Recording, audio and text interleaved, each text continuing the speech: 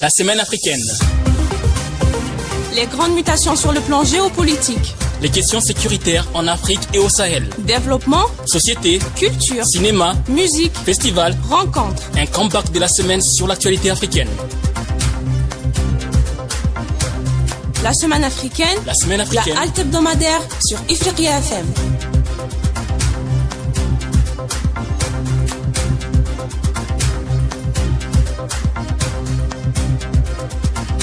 Mesdames, Messieurs, bonjour, bienvenue dans ce nouveau numéro de la Semaine africaine, votre rendez-vous hebdomadaire qui revient sur l'actualité et les événements qui ont marqué le continent africain cette semaine. Pour débattre, décrypter et analyser tous ces événements, au sommaire de notre émission, nous allons parler de la CEDEAO et la 63e session ordinaire de la conférence des chefs d'État et de gouvernement de la communauté économique et des États de l'Afrique de l'Ouest, tenue cette semaine à Bissau, ainsi que la nomination du président nigérian Bola Tinubu à sa tête. Nous allons revenir aussi sur la 34e session du comité exécutif de l'Union africaine, réunie cette semaine à Nairobi, qui s'intéresse de près à la ZLECAf. Nous allons aussi parler du G5 Sahel et des travaux de la 4e session générale de l'Alliance Sahel tenue cette semaine à Nouakchott et l'appel du président mauritanien en faveur du retour du Mali au G5 Sahel. Nous allons aussi nous intéresser au dossier soudanais, la situation sécuritaire et humanitaire dans ce pays, la relance des médiations africaines sur fond de combat et la réunion de l'IGAD à Addis Abeba qui appelle les deux belligérants soudanais à un cessez-le-feu inconditionnel et les invite à une rencontre au sommet. Nous allons aussi parler de la réunion des pays voisins du Soudan tenue cette semaine au Caire. Nous allons notamment revenir sur le dossier libyen avec la création d'une haute commission financière chargée de la mise en place des dispositions financières du pays, mais aussi sur les nouvelles initiatives de l'émissaire onusien Abdoulaye Bathily pour sortir la Libye de la crise. La semaine africaine va notamment se pencher sur le Niger et son économie avec le Fonds monétaire international qui approuve cette fois-ci le décaissement de près de 158 millions de dollars en faveur de ce pays. Inakwana Africa. Anisogoma Africa. Sabah al-Khair Ifriqiya. Good morning Africa. Ifriqiya FM pour mieux vous informer de l'actualité africaine.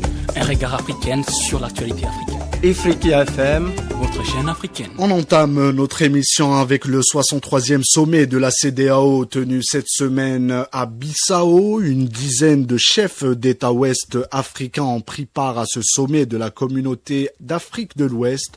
Plusieurs dossiers ont été évoqués, notamment le retrait de la MINUSMA du Mali, mais aussi l'évolution des transitions au Mali, au Burkina Faso et en Guinée.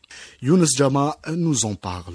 Les transitions à Bamako, à Ouagadougou et à Conakry au cœur du sommet des chefs d'État et de gouvernement de la communauté économique des États de l'Afrique de l'Ouest, CEDEAO, selon le politologue Kébir Mohamed Abdoulaye, la tenue de ce sommet démontre l'attention portée sur ces trois pays pour un retour rapide à l'ordre constitutionnel. L'enjeu principal de ce sommet, le cas de transition de ces trois pays. D'abord, la situation de transition politique dans ces trois pays et certainement les recommandations et porter une attention particulière pour le retour à l'ordre constitutionnel. Les trois pays ont enregistré des progrès importants dans le processus de rétablissement de l'ordre constitutionnel. Le Mali et le Burkina Faso engrangent les succès dans la lutte contre le terrorisme, comme le précise encore Kébir Mohamed Abdoulaye. La lutte contre le terrorisme dans la sous-région est globalement positive. Malgré le retrait du MINUSMA décidé par le gouvernement du Mali, ces pays arrivent à faire avancer la lutte contre le terrorisme, contre l'insécurité. Quant à la Guinée, la période de transition doit s'achever en décembre décembre 2024, conformément à l'accord convenu entre Conakry et la CEDEAO. Cette 63e session de la CEDEAO a notamment été marquée par l'installation de son nouveau président.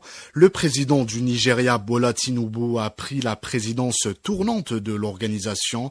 À peine installé, il a dévoilé les grandes lignes de la stratégie de la CEDEAO.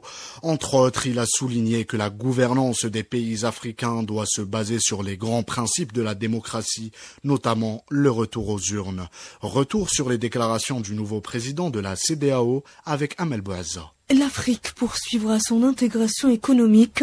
Le nouveau patron de la CEDEAO annonce le temps. Désormais à la tête de la communauté économique des pays d'Afrique de l'Ouest, le dirigeant nigérian avertit que la menace pour la paix dans la sous-région a atteint une proportion alarmante avec le terrorisme qui freine toute action de progrès et de développement. Tinubu insiste notamment sur le retour des civils au pouvoir dans des pays de la région après des coups de force militaire. Il instruit la CEDEAO à défendre les principes de la démocratie en dépit des difficultés en matière de bonne gouvernance dans le continent. De son côté, Omar Alieu Touré, président de la commission de la CEDEAO, exhorte le Mali, la Guinée et le Burkina à respecter les délais convenus pour le retour à l'ordre constitutionnel, alors que ces pays semblent avoir emprunté la bonne voie dans ce sens. L'Union économique et monétaire ouest-africaine annonce la levée de la suspension du Mali de ses organes et institutions. La CEDEAO a également levé les sanctions commerciales et financières qu'elle avait imposées au pays en juillet 2022, tout en validant le nouveau calendrier proposé par le gouvernement de transition d'une période allant jusqu'à mars 2024. Les déclarations de la présidence de la CEDEAO en direction du Mali, de la Guinée et du Burkina Faso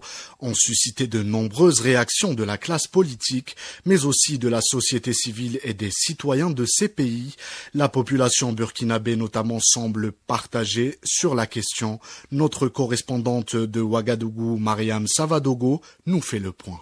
Certains segments de la population, tels que les partis politiques ou les groupes de la société civile, pourraient soutenir ces appels et exiger que le gouvernement respecte les délais fixés. Certains autres soutiennent le gouvernement de transition en place, estimant parfois même que les délais doivent être prolongés pour des raisons de stabilité ou de sécurité. Le mois dernier, le Premier ministre burkinabé Apollinaire Kyelem de Tambela avait affirmé devant l'Assemblée législative de transition qu'il ne pourrait y avoir d'élections sans sécurité. Une approche qui permettrait à chaque parti de comprendre la nécessité d'un éventuel report des élections. Pas sûr toutefois que la CEDEAO apprécie un tel scénario. Après la prise de pouvoir par les militaires au Mali en 2020, en Guinée en 2021 et au Burkina Faso en 2022, les trois pays ont été suspendus des organes décisionnels de la CEDEAO.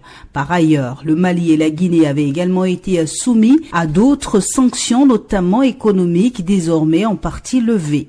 Mariam Savadogo, Ouagadougou pour Ifriqiya FM.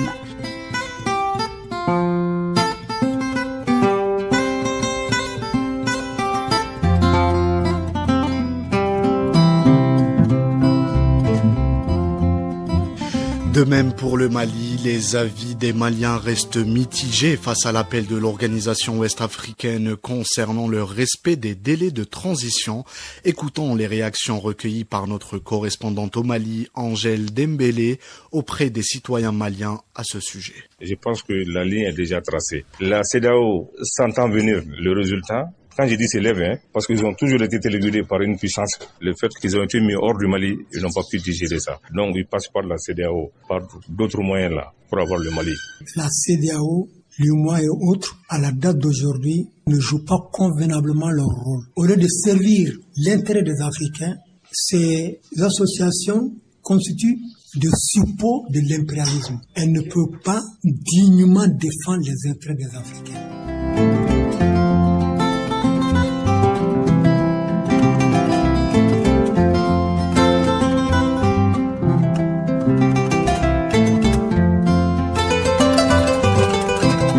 Notre semaine africaine a notamment été marquée par la 34e session du comité exécutif de l'Union africaine, organisée à Nairobi, les défis et les perspectives de l'intégration africaine. africaine avec l'accélération de la mise en œuvre de la zone de libre-échange continentale africaine ZLECAf ont été au centre des discussions, une zone de libre-échange qui offre beaucoup d'opportunités pour un développement durable interafricain.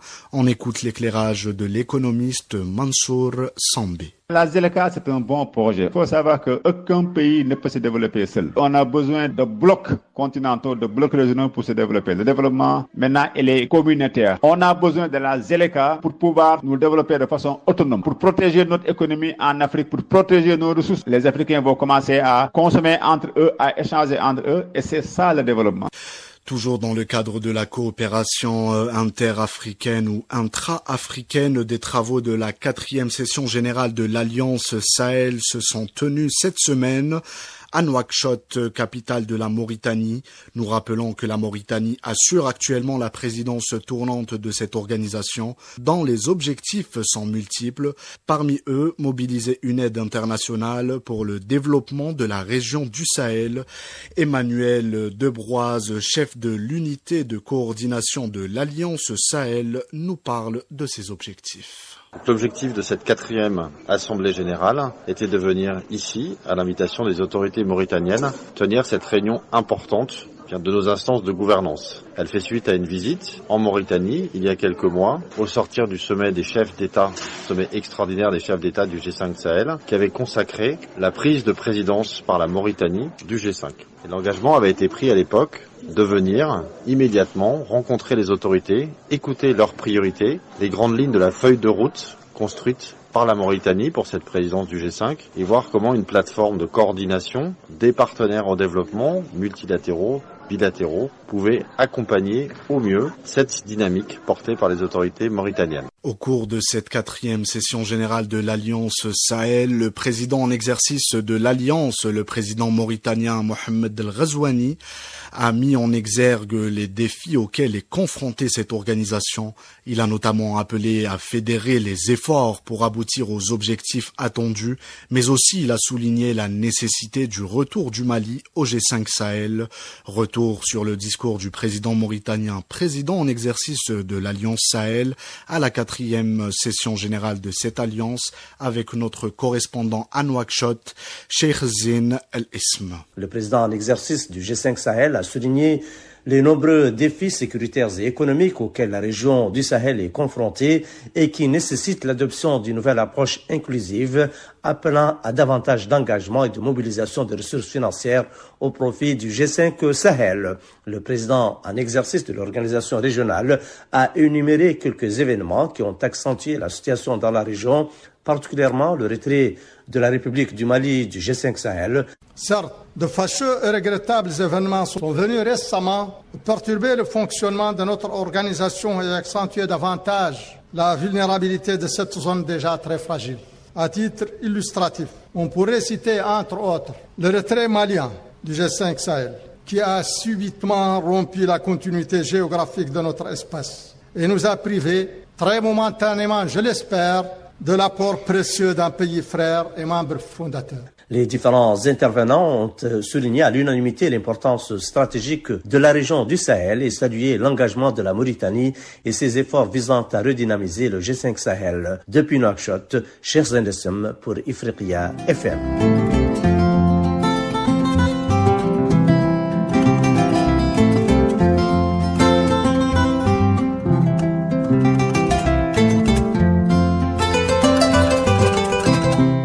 Sur le Soudan, où la situation sécuritaire et humanitaire s'aggrave de plus en plus. Cette semaine, plusieurs dizaines de corps ont été enterrés dans une fosse commune au Darfour. L'ONU annonce plus de 3 millions de déplacés soudanais depuis le début du conflit. Le point sur la situation avec Amel Bouazza. De nouvelles frappes aériennes non loin de la capitale Khartoum ont fait au moins 22 morts parmi les civils. De nombreuses personnes ont été blessées lors d'attaques dans la ville d'Omdurman, alors que le secrétaire général de l'ONU, Antonio Guterres, s'est dit consterné par les informations faisant état de violences et de victimes à grande échelle au Darfour. Il semblerait que les combats prennent une autre tournure dans cette région où s'opposent des groupes tribaux. Mjahad Atman, politologue. Les forces de soutien rapide cherchent à reproduire un exemple mondial des guerres civiles qui se sont déroulées dans le monde arabe, à l'instar de la Libye par exemple. Les forces rebelles s'emparent d'une région et les forces dirigeantes s'accaparent une autre. Dans la région de Djenina, les populations ont été exterminées et chassées de leurs maisons. Les habitants ne représentent plus que 30%. Le but de façon générale est aussi de piller le Soudan et d'appauvrir sa population.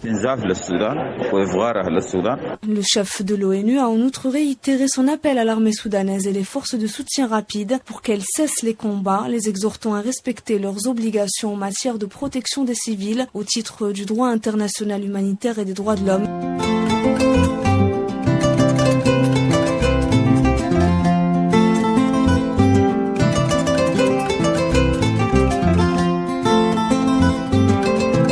Les médiations africaines pour mettre fin au conflit ou du moins apaiser les tensions se poursuivent. Cette semaine, les pays membres de l'IGAD réunis à Addis Abeba ont invité les deux belligérants soudanais à une rencontre au sommet.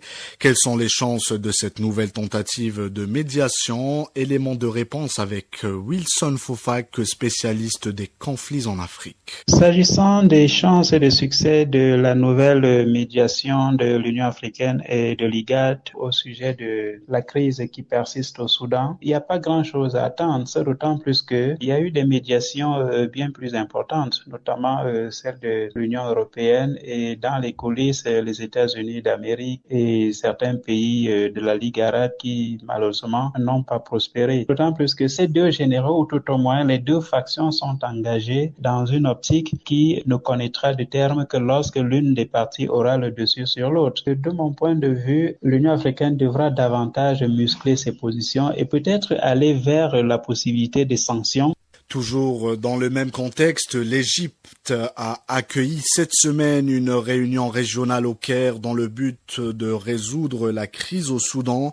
Les dirigeants des pays voisins présents à cette réunion appellent les parties du conflit à s'engager à un cessez-le-feu immédiat et durable si ils insistent notamment sur le respect de la souveraineté et de l'unité du Soudan.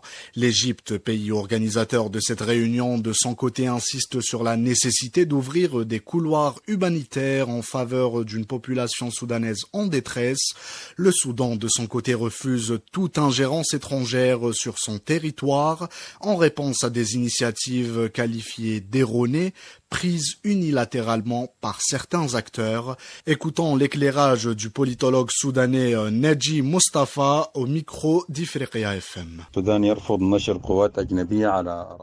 Le Soudan refuse effectivement le déploiement de forces étrangères sur son sol, et ce pour de nombreuses raisons. Les personnes qui ont pris cette décision ne représentent pas les forces politiques actives au Soudan, ni encore le gouvernement soudanais. Les usages voudraient que le déploiement de troupes se fasse à la demande du pays concerné. Ce n'est pas le cas du Soudan.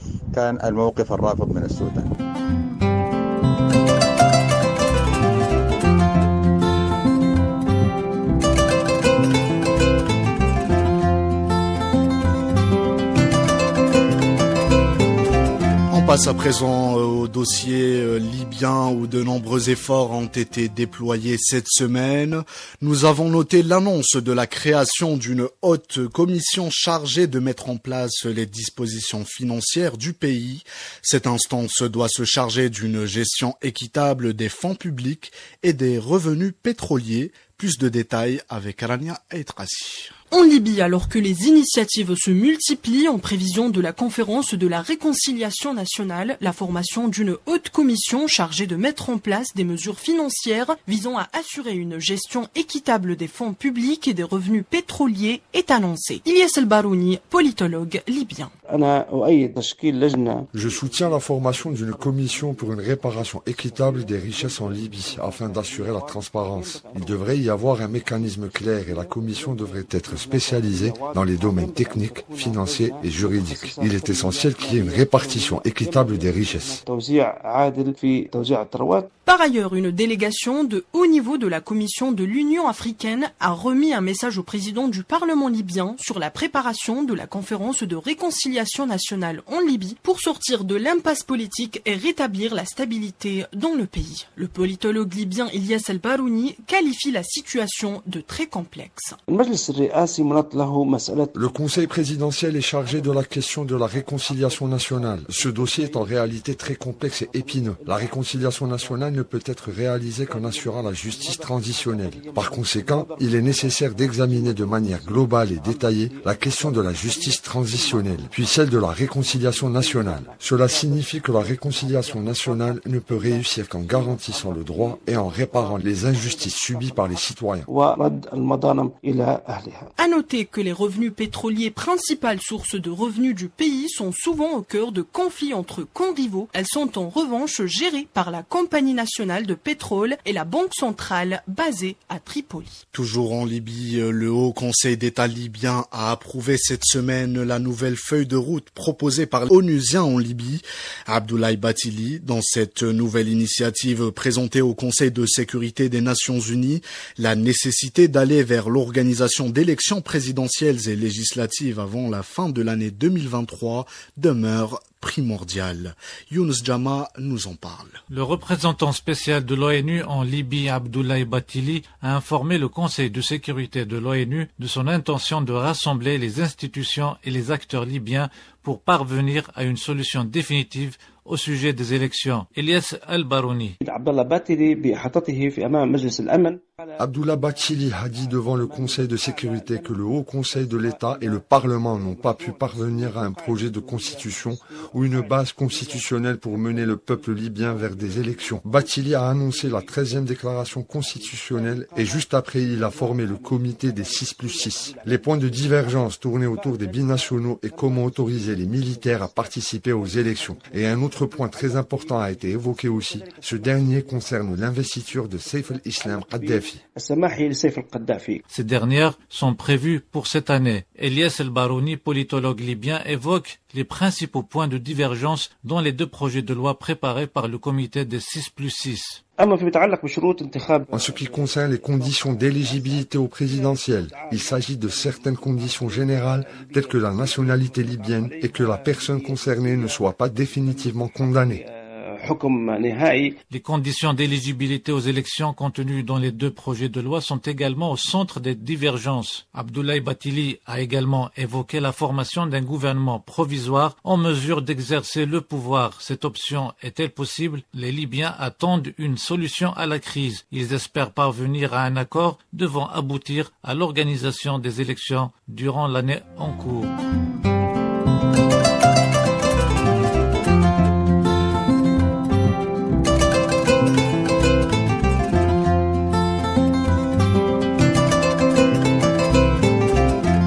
La semaine africaine s'intéresse notamment à l'économie africaine et les événements qui ont impacté le secteur économique cette semaine en Afrique.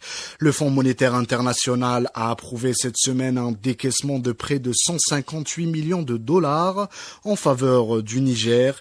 Il s'agit de l'approbation des conclusions de la 3e revue du programme économique et financier du pays entre 2021 et 2024. Ce programme, appuyé par la facilité élargie de crédit et de l'accord, au titre de la facilité pour la résilience de la durabilité, pour un pays qui n'est d'autre que le Niger, qui est frappé de plein fouet par la sécheresse qui impacte directement son agriculture, estimée à 40% de son économie. Éclairage avec Idir Sassi, expert en économie. Le FMI, avec lequel le pays était en discussion depuis quelques mois, vient en effet de valider cette ligne qui va intégrer essentiellement les enjeux climatiques et encourager que cela soit intégré dans la politique macroéconomique du pays. Il s'agit essentiellement d'une planification budgétaire plus adaptée aux risques climatiques. et les investissements publics aussi qui doivent intégrer les enjeux climatiques, et puis d'encourager un petit peu l'utilisation des énergies renouvelables, surtout dans le secteur agricole. Donc ça ne pourrait que aider le pays à plus de stabilité et puis à continuer dans cette croissance, puisque le pays a enclenché des réformes très intéressantes dans la gestion, dans l'administration publique, la numérisation et l'encouragement des investissements. Et enfin, pour clore, la République démocratique du Congo et l'Angola ont officiellement signé cette semaine un partenariat qualifié d'historique dans le domaine des hydrocarbures. Après 16 ans de désaccords, les deux parties ont abouti à un accord de partage de production pétrolière dans leur zone maritime commune. Une bonne nouvelle pour les deux pays qui offrent de nouvelles perspectives économiques entre Kinshasa et Luanda. Plus de détails avec Amina Chebot.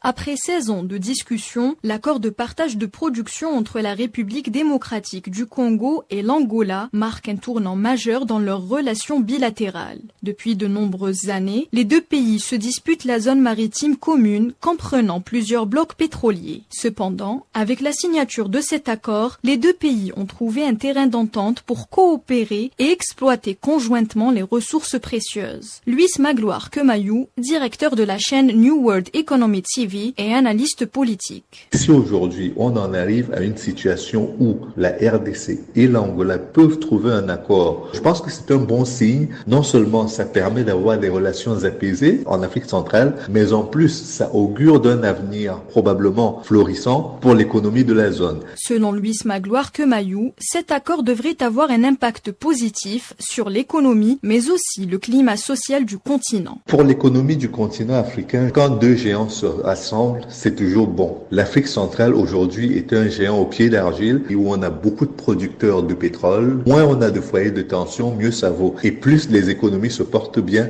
mieux le climat social également se porte. Le partenariat historique entre la RDC et l'Angola ouvre donc la voie à une nouvelle ère économique dans le secteur pétrolier, notamment à la prospection, l'exploration, le développement et la production d'hydrocarbures liquides et gazeux dans cette zone.